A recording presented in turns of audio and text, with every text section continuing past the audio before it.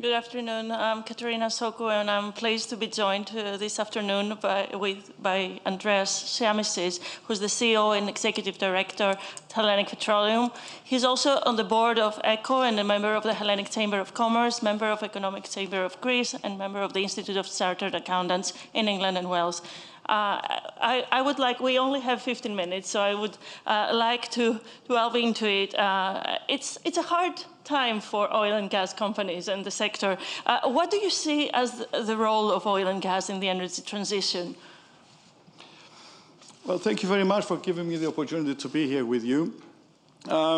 It is difficult for the CEO of a predominantly oil group to be reading in the papers. For example, earlier today, I saw that by 2035, internal combustion engines will be banned from major European cities. So it is changing the environment in a way that we did not foresee in the past.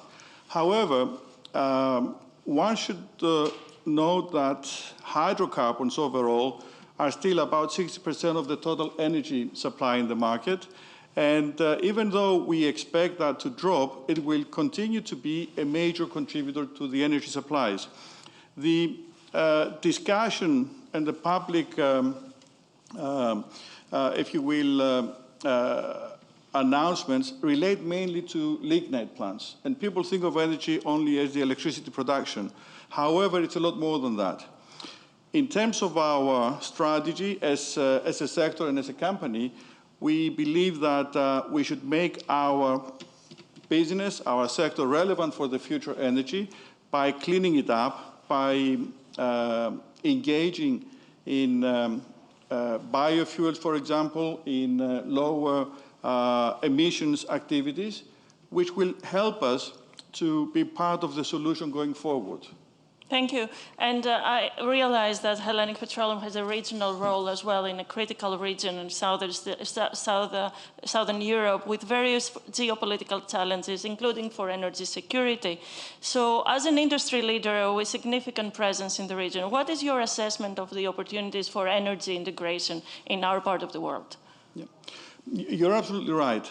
Our group has a presence in a number of markets, predominantly in Southeastern Europe, in the Balkans and East Med.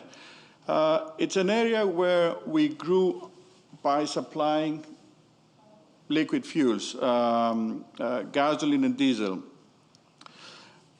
It has been easier in the past to engage in cross-border, in regional energy transactions, mainly through our network of petrol stations. However, we see that as part of two main drives, the first one being the energy transition, which requires us to move, in addition to the liquid fuels at the petrol stations, to other activities. And also, as a result of this regional integration of the energy markets, which is taking place very fast, we see that the barriers between the different markets, be it regulatory or infrastructure or political even, are beginning to come down.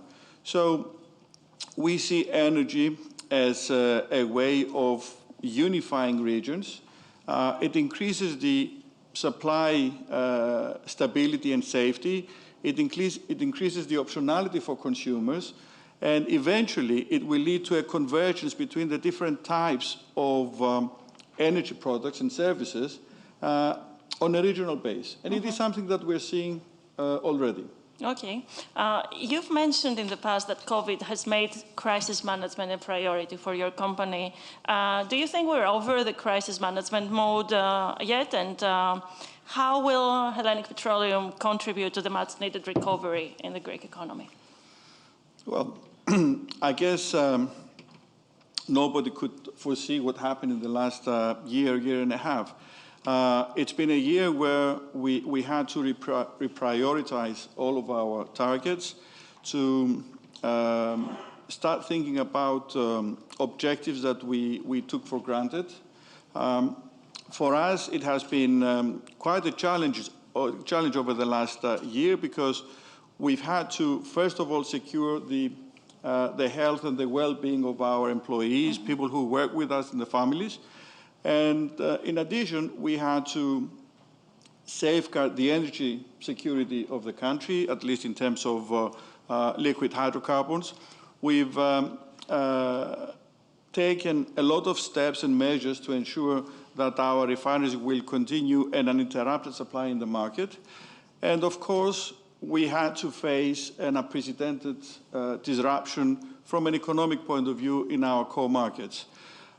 On top of that, I think the COVID pandemic has been an opportunity for companies to demonstrate the social responsibility part in a real way. And I think that is something that our group, we've risen to the challenge. We've supported the health system with a number of initiatives, not just money, but it has been a key priority for us. Now, we are all hoping that this pandemic will be over soon. And in the next couple of quarters, 9 months, we will start moving through a normality, be it a different one than the one we started off with, but it is going to be a normality. Now, in that trip, we are envisaging a transformational plan for our company by a series of changes and investments to make our company more relevant for the future. That will have a number of benefits because with the type of company we are and our critical size for the Greek economy, we expect that this is going to have positive effects on the economy, on the national economy as well. Clearly, it's going to have positive effects for the company and for the employees. Mm-hmm. So how do you make an oil and gas company greener? Well, first of all, I would like to reiterate that oil and gas should be part of the solution going forward. As much as we would like to see a world where everything is driven by renewables and green energy, I think we have to balance our aspirations with the reality.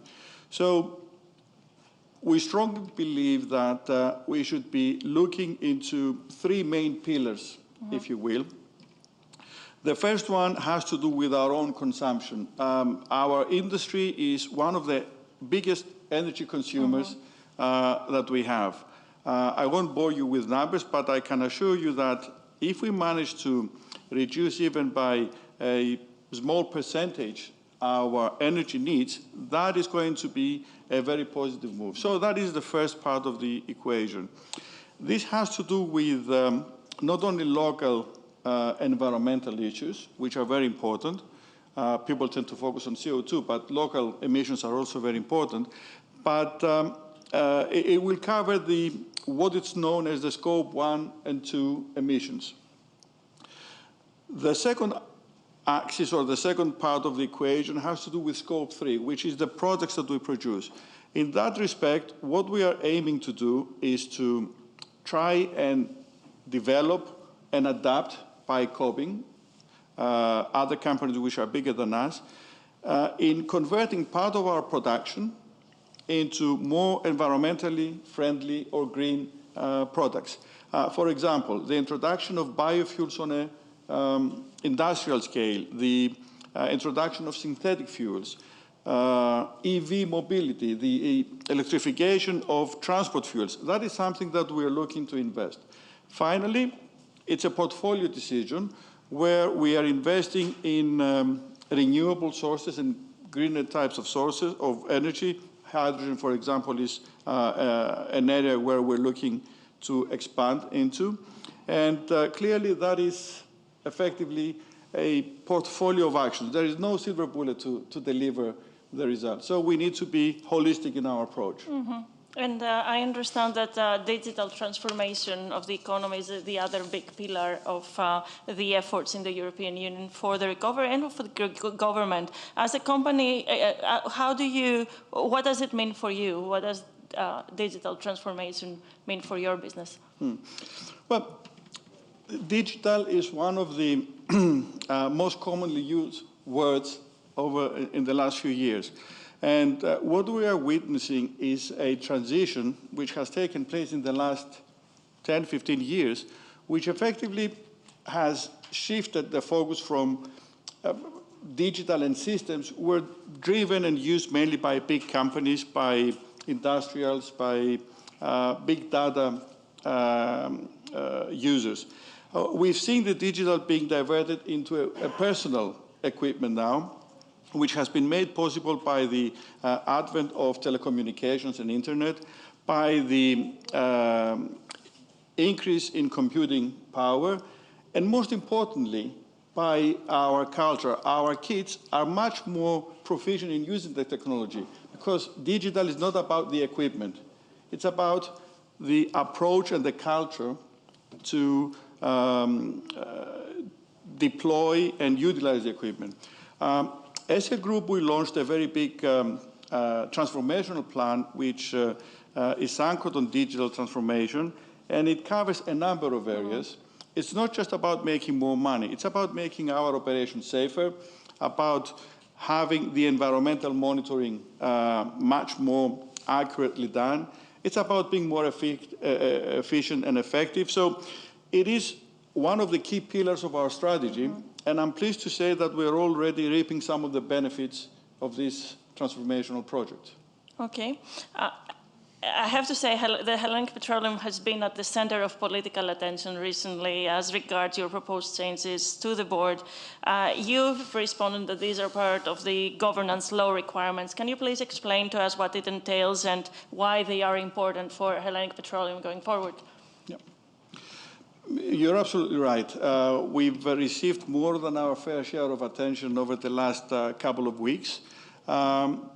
But I have to say that it is a bit unfair because most of the adverse noise is actually focused around the governance, which is only a small part of what we've called Vision 2025, which effectively aims to take the company forward beyond 2025, which is the normal 5-year planning horizon. Now, this project has to do more about what sort of company we want to be in 2025 and 2030, and less about the board and the governance of the company. It is something which effectively covers all aspects of our business life, and governance is one which is a necessary part of this equation. Over the last few years, we've seen the Greek legislative environment taking big steps forward. We had a law about the companies law in 2018. We had a new corporate governance law in 2020. And all of this effectively point out that we need to change. And this is what we're doing. There are no options for a company of our size and international presence not to abide by existing legislation. Mr. Shiamishis, I see that our time is up. Thank you very much for your time this afternoon. Thank you very much.